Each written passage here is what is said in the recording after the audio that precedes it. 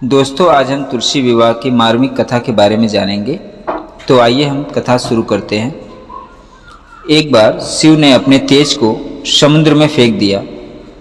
उससे एक महातेजस्वी बालक ने जन्म लिया। ये बालक आगे चल के जालंधर के नाम से पराक्रमी दैत्य राजा बना। इसकी राजधानी का नाम जालंधर नगरी था।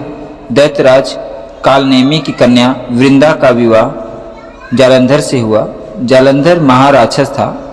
अपनी सत्ता के मद से चूर उसने माता लक्ष्मी को पाने की कामना से युद्ध किया, परंतु समुद्र से ही उत्पन्न होने के कारण माता लक्ष्मी ने उसे अपने भाई के रूप में स्वीकार किया। वहां से पराजित होकर वह देवी पार्वती को पाने की लालसा से कैलाश पर्वत पर गया। भगवान देवादिदेव शिव का ही रूप धारण कर माता पार्वती के समीप गया, परंतु मां ने अपने योग बल से उसे तुरंत पहचान लिया तथा वहां से अंतर्ध्यान हो गई। देवी पार्वती ने क्रोध होकर सारा वृतांत भगवान विष्णु को सुनाया। जालंधर की पत्नी वृंदा अत्यंत पतिव्रता स्त्री थी। उसी के पतिव्रत धर्म की शक्ति से जालंधर न तो मारा जा सकता था और न ही पराजित होता था। इसलिए जालंधर का नाश करने के लिए वृंदा के पतिव्रत धर्म को भंग करना बहुत आवश्यक था। इसी कारण भगवान विष्णु ऋषि का वेश धारण कर वन में जा पहुंचे, जहां वृंदा अकेली भ्रमण कर रही थी। भगवान के साथ दो मायावी राक्षस भी थे, जिन्हें देखकर वृंदा भयभीत हो गई। ऋषि ने वृंदा के सामने पल में दोनों को भस्म कर दिया। उनकी शक्ति देखकर वृंदा ने कैलाश पर्वत पर महादेव के साथ युद्ध कर रहे अपने पति जालंधर के बारे में पूछा। ऋषि ने अपने माया जाल से दो वानर प्रकट किए। एक वानर के हाथ में जालंधर का सिर था और दूसरे के हाथ में धड़। अपने पति की यह दशा देखकर वृंदा मूर्छित होकर गिर पड़ी।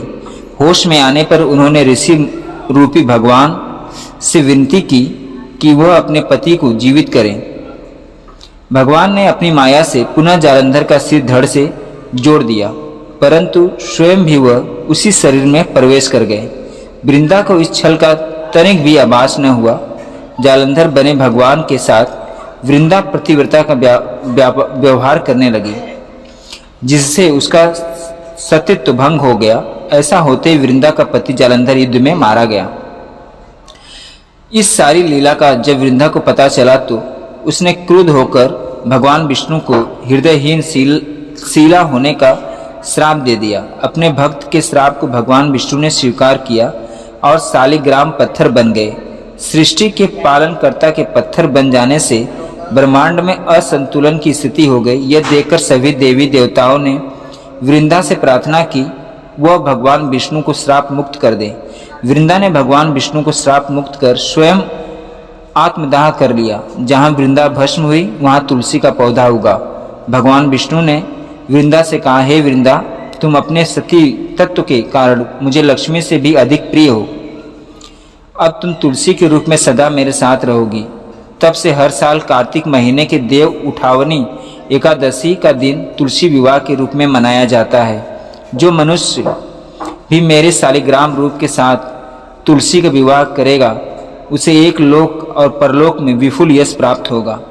उसी दैत्य जालंधर की यह भूमि जालंधर नाम से विख्यात है। सती वृंदा का मंदिर मोहल्ला कोट किशनगंज स्थित है। कहते हैं कि इस स्थान पर एक प्राचीन गुफा भी है जो सीधी हरिद्वार तक जाती है। सच्चे मन से 40 दिन तक सती वृंदा देवी के मंदिर में पूजा करने से सभी मनोरथ पूर्ण होते हैं।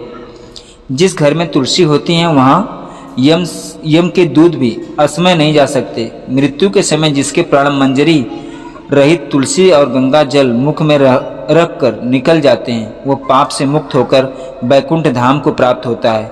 जो मनुष्य तुलसी व आंवलों की छाया में अपने पितरों का श्राद्ध करता है उसके पितर मोक्ष को प्राप्त होते हैं। दोस्तों, अगर ये वीडियो अच्छी लगी हो तो चैनल को लाइक शेयर सब्सक्राइब जरूर कर दें। पूरा वीडियो देखने और सुनने के लिए धन्यवाद।